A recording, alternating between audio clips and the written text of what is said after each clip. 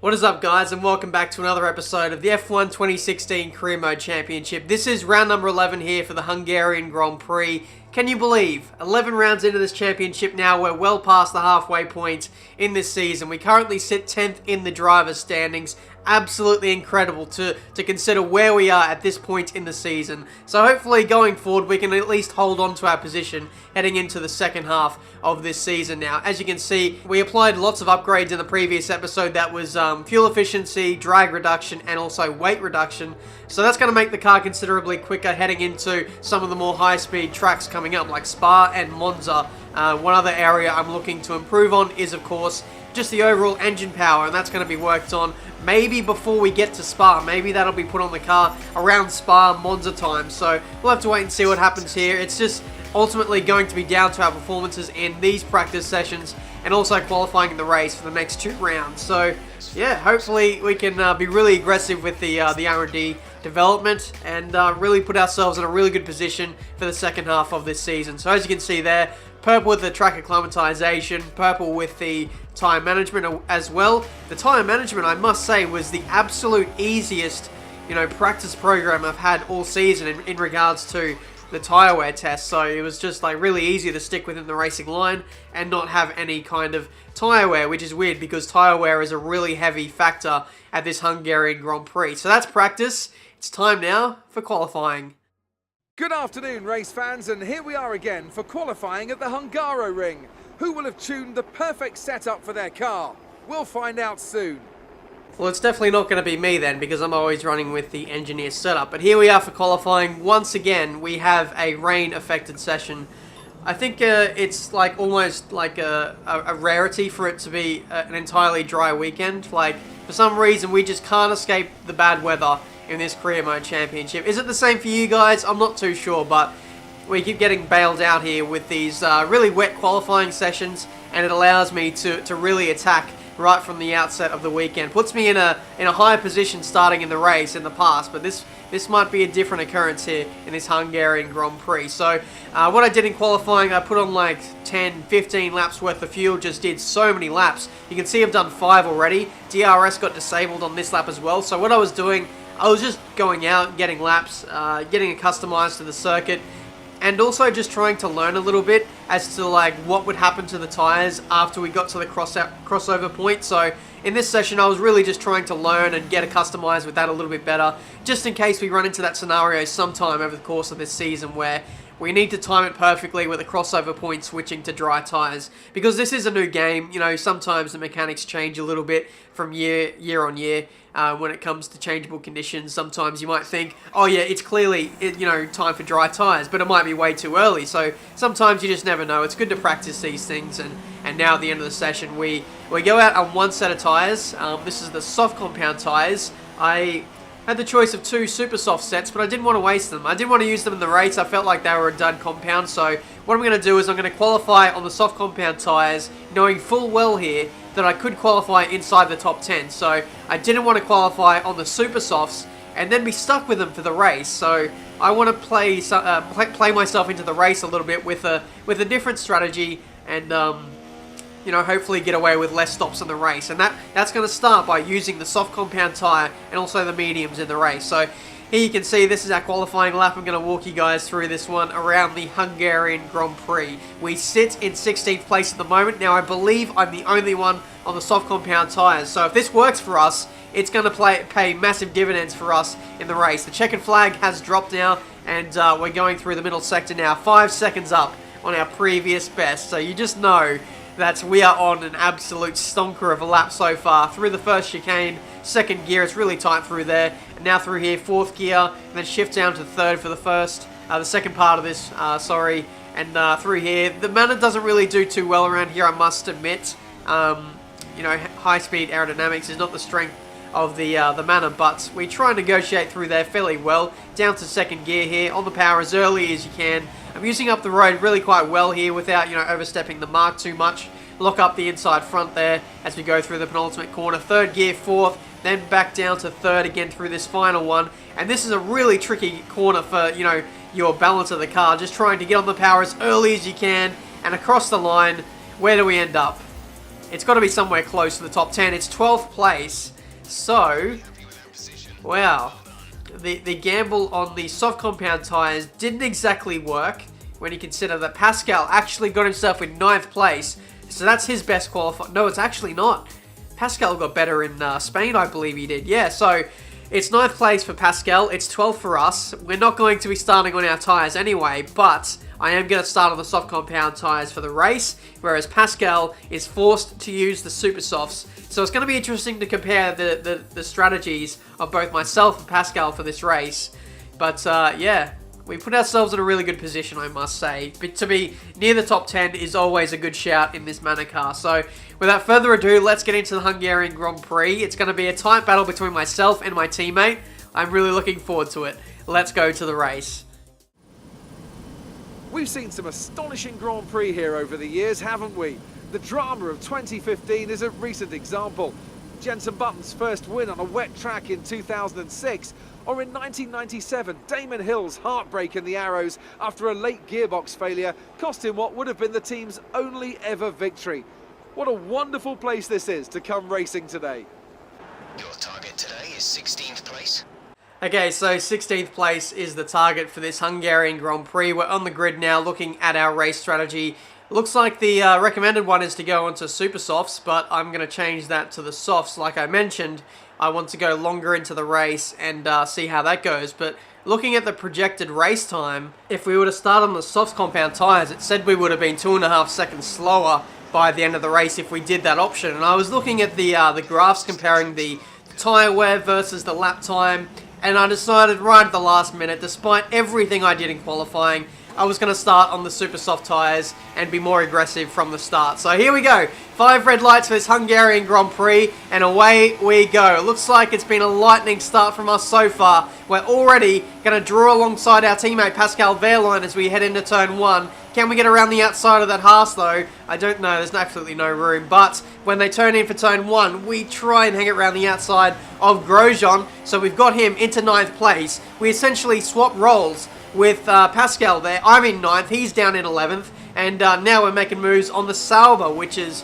absolutely outperformed in qualifying, I must say. The Sauber is now the slowest car in this 2016 Formula 1 grid so far, but either way, we head through the middle sector now for the first time of 35 laps. We follow Sergio Perez through. In front of him is Lewis Hamilton, who has not got off to the best of starts in this Hungarian Grand Prix, running a little bit wide there onto the curb, and it presents a opportunity there for Grosjean, and he doesn't need a second invitation. He goes up the inside, takes 8th place away from us, but we do have the inside line through the final corner, and it's going to be a side-by-side affair between myself and Grosjean. We squeezed him out a little bit, but now we have DRS. How do we have DRS? We must have crossed the line after Grosjean did, but either way, Grosjean following us in the DRS. He goes around the outside through turn 1, but does he make it stick? Not really. We're not going to give him any space to go around the outside there. So we hold on to our position for now. Again, running really deep into turn 1. I opted to turn in very late, almost Rosberg-esque, and it allowed my teammate Pascal to slide on through and move inside 9th place, I think it was. So as you can see there, I held up Grosjean perfectly for Pascal to just swoop up the inside. And now it's a double Manor affair here, 8th and 9th in this Hungarian Grand Prix. And here comes Pascal up the inside into turn 5. But he doesn't really make that stick there. He really backed off. Maybe he was a little bit compromised heading into that corner. So he settled in behind me before making his first pit stop at the end of lap 7 now. And we're going to push on for one more lap and push like it's a qualifying lap, because now we're essentially racing our teammate now for position here. He's got the 1 lap undercut, and now we're coming in on the very next lap to react to that. So it's a really close battle between our teammate. Like I said, Grosjean follows us in for soft compound tyres as well. We jump him, but when we rejoin on the track, are we going to jump our teammate? That's the question. Rejoining, it looks like we might just about get him though. And I think Pascal has jumped Grosjean once again, so it's been a really good start here for the Manor team. And there goes Pascal up the inside. I didn't want to, go side by side into that corner there and hold us up. So I elected to let Pascal go through. It looks like he's quicker than me in this race. He did out-qualify me, so it might just be worth sitting behind Pascal, see what he can do in this race, maybe be a rear gunner for him, and just ensure that we do finish inside the points for this Hungarian Grand Prix. I've got to think about the team here, especially if Pascal is quicker, and it's more likely that he's going to score points in this race. I've got to do what I can to protect him and make sure we take away more constructors' points in this Grand Prix. So this is lap 12 now. A lot of cars have stayed out very long. Nazar hasn't made a stop yet. He started on the medium tyres, and now we're both rounding him up fairly easily, although Nazar seems to be hanging it in there on the medium tyres. Up the inside into turn 2, we're going to have surely much better grip, and yeah, it's no real contest heading into turn 2 there. We round up Nazar pretty easily, and now we can get on with our race once again. Lap 16, more cars are coming in for their stops, and that promotes us to 11th and 12th respectively. So it's interesting to know what position we're in at the moment. I think everyone has sort of done their second round of pit stops now, so it looks like we've lost out somewhere. So I'm not really too sure how we lost those positions. Like I said in the previous episode, we always seem to lose positions in the pit stop phases somehow. But lap 17 now, you can see this is Sebastian Vettel on the attack around the outside. We do a Rosberg defensive move. Once again, squeeze him out so much there.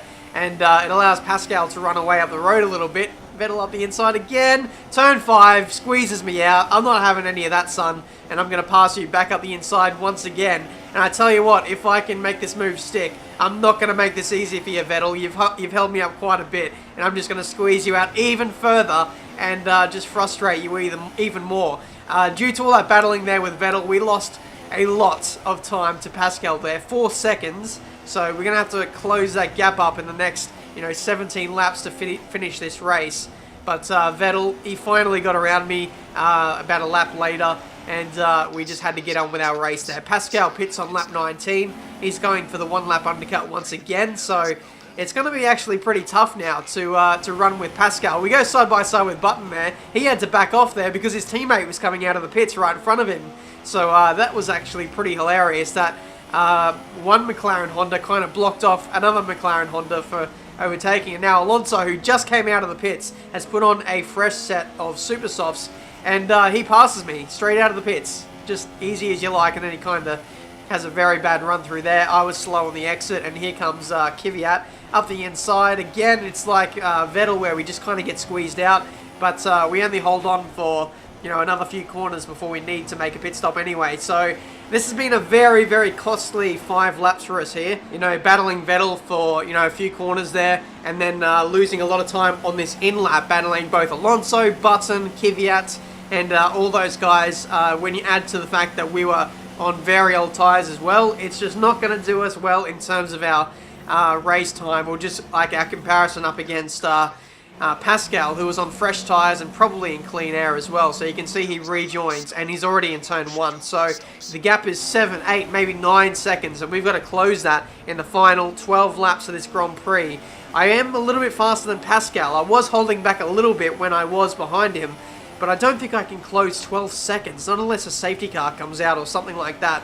Again, this is us passing a Sauber on much older tyres. I'd expect them to come into the pits very soon.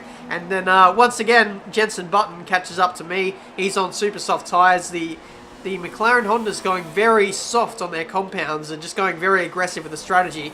Nothing I can really do against fresh, super soft tyres when I'm on medium tyres. It's almost not really worth fighting that. But now this is lap 29. We are battling with Nico Hülkenberg, and he's got the soft compound tyres on. So everyone we seem to battle in this race, they seem to have a tyre advantage on us in this race, let alone that they are a faster car in general as well. So that really doesn't help things on one of our weaker tracks. But come lap 29, the final corner, we take a really wide line through the final corner, try and get the best exit possible, and yeah, it doesn't really help us there. Hülkenberg passes us with the help of DRS, and Jensen is around the outside as well. Are we going to go up the inside? Well, we're already doing it, so don't ask the question, Ben. But we hold on to P14 for the moment, and it looks like Button and Hülkenberg there came together a little bit at the exit of turn 1. Hülkenberg he was in a really tough position here. He had to leave me space on the inside, but he also didn't want to run so far wide that he touched Jensen, in which he did on the exit of that corner. Just didn't see Jensen there, I'm guessing. And Jensen got shoved off the track. they rejoin, and the battle continues, and we don't know who won that one. As you can see, actually Jensen is in front of Hulkenberg now, so I'm guessing he won that battle. Then Jensen slides up the inside of me through the final corner on the super soft tyres. He must be loving this battle at the moment. On fresher tyres, he just feels like Superman up against us on, you know, mediums and then soft compound tyres. I dive it up the inside into the first corner. I didn't mean to make contact there, so I'm sorry about that, Button, but it's going to be another side-by-side affair, possibly into the second corner. I tried to do like I did in Silverstone on the final lap, just really try and brave it around the outside, but I didn't have the tyre grip, I didn't have the tyre life to really pull that off. It was a massive lock-up. We lost those positions there. I think it was 3 positions there we lost. And now, penultimate lap, we're getting lapped. So what I did here is I braked, let Ricciardo go through, and decided to just bring it home early and just have an early shower, I suppose, because that was just a pretty average Grand Prix, I must say. A great win then for the Red Bull team today. Anthony, what do you think made the difference here? Well, I'd say it's just raw pace. And now it's time to wind down and celebrate after that fantastic Grand Prix. Here they come, your top 3, out onto the podium. How crazy is that to see a Red Bull, or 2 Red Bulls on the podium there around this Hungarian Grand Prix. When I saw that Daniel Ricciardo qualified in 2nd place for this race, I was really backing him to win this Grand Prix. I've just had a feeling that he would, and sure enough, he just went and did that. So Ricciardo wins from Nico Rosberg, Max Verstappen in 3rd place. Hamilton was down in 6th place in the first lap, so it looked like he had a pretty hard time of things in this Grand Prix today. We ended up 17th, and unfortunately Pascal couldn't come away with any points, despite all the work that we did at the start of the race, really trying to promote him up the order. Really didn't work there. We dropped down to 7th in the Constructors' standings as well. So, yeah, not the best day for Manor. We just got kind of boxed around our ears in that race. Just I don't think the race strategy was one of the best. We just got jumped in the pit stop phases, like I said. So all we needed to do was just pit around the same time as everyone else and just kind of hold track position. I feel like we really would have been able to defend that for the rest of the race because we were, you know, strong in the straights. At least Pascal was, and he was strong out of the final corner. So I felt like he could have done that, but I think it was kind of a lost cause for us today. I wasn't too comfortable around this track, but either way, it was still a really good result. I think we still came away, you know, achieving some of the objectives that the team set for us. So we definitely didn't earmark Hungary as a strong track for us anyway, but heading into Germany, Spa, and Monza, we're going to look forward to some really strong races, especially since we're on the verge of upgrading our engine once again. So expect some strong races going forward for the next few races. It's going to be pretty damn exciting. Thank you guys for watching. The next episode will be the German Grand Prix, and that's going to be out later today. So stay tuned for that, and subscribe to the channel if you're new to see plenty more F1 2016 videos. And until the next career mode race, which will be out later today, I'll see you guys next time.